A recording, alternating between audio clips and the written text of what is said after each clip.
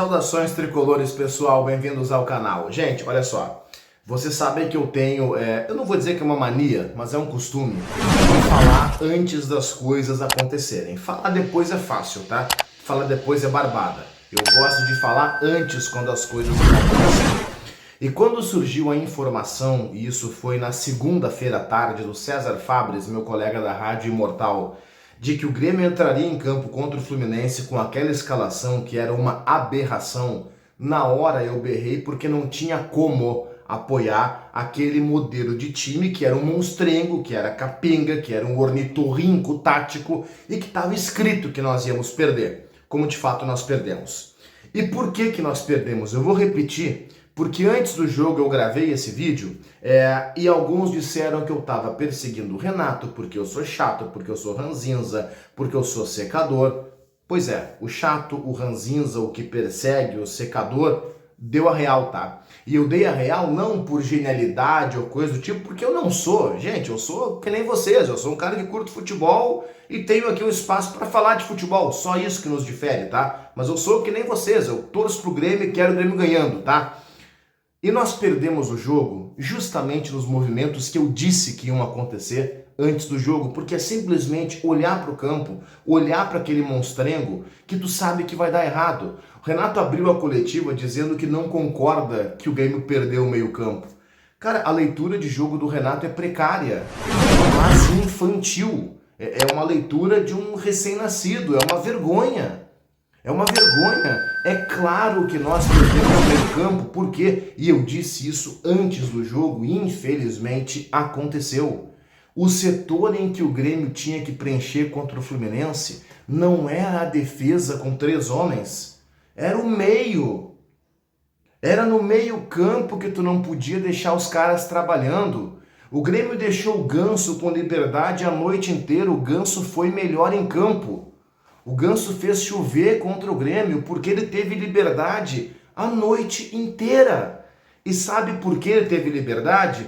Porque o Grêmio tinha 3 zagueiros afundados dentro da área, o Gustavo Martins, o Gemerson e o Kahneman, no primeiro tempo eu tô falando, e aí o Cauê Elias circulava e tinha marcação e sobra. Então matava 2 zagueiros no Cauê Elias.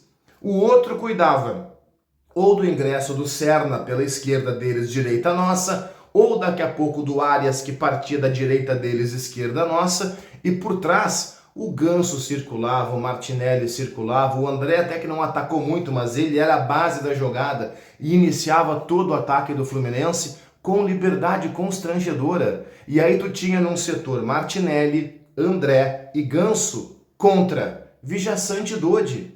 Vem cá, 3 contra 2 num setor de meio campo, eles vão ganhar sempre. Sempre, gente, o Renato entregou o meio-campo pro Fluminense. E aí, olha o nível de argumentação do Renato. Ah não, mas os gols que nós tomamos, um foi de pênalti, um foi de contra-ataque. Gente, eu até posso ir além. O gol de pênalti do Fluminense, pênalti bem marcado por sinal, era uma falta nossa. Nós tínhamos uma falta do lado da área e ao invés de jogar a bola pra porra da área, o Grêmio ficou naquele maldito toque-toque. E toca do Reinaldo pro Soteldo, do Soteldo pro Reinaldo, toque, toque, toque, toque. Daqui a pouco a bola caiu no pé de alguém que não participou da aula da jogada ensaiada, erraram o passe, pum, contra-ataque do Fluminense. E aí saiu o lance do pênalti. Cara, a bola era nossa. A bola era nossa, pessoal, pelo amor de Deus. Nós entregamos de barbada o jogo para o Fluminense, um time que é inferior ao nosso. Tu pega, assim, os jogadores do Fluminense, quem é que jogaria no Grêmio? Cara, o Arias jogaria, o Ganso jogaria, o Thiago Silva, óbvio que jogaria, o André. Não tem muito mais que jogaria no Grêmio, não. O time deles não é um grande time. É um time com vários problemas, a tabela do Campeonato Brasileiro mostra isso. Eles são um dos pouquíssimos times que estão abaixo do Grêmio na tabela do Campeonato Brasileiro. Sabe? E nós perdemos o jogo por muitos e muitos erros táticos. Tanto é que no segundo tempo, cara, um pequeno ajuste. Um ajuste assim, ó, óbvio, simplesmente colocar a figura de um articulador, o Grêmio já fez um gol. E podia até ter empatado.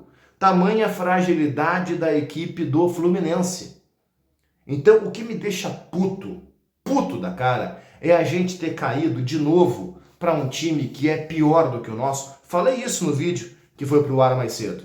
Nós caímos de novo, assim como foi contra o Corinthians, caímos para um time pior do que o nosso. E caímos por erros nossos, cara. Não foi erro de arbitragem, não foi assim extraordinário mérito do adversário. Caímos porque o Renato contra o Corinthians foi extremamente retranqueiro, tá? Cagão para se dizer o mínimo. E contra o Fluminense, ele assim, ó, extrapolou, errou tudo que podia errar. E na boa, tá? Guardem essa frase.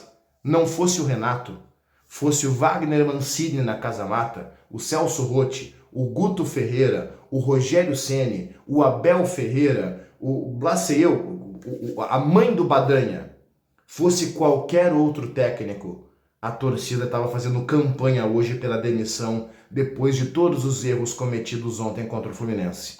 Isso só não está acontecendo porque ainda tem, muita gente passando pano para o atraso que representa o comando do Renato no time do Grêmio. E ontem foi só mais uma prova disso. Deixem um like no vídeo, se inscrevam no canal e comentem aqui embaixo.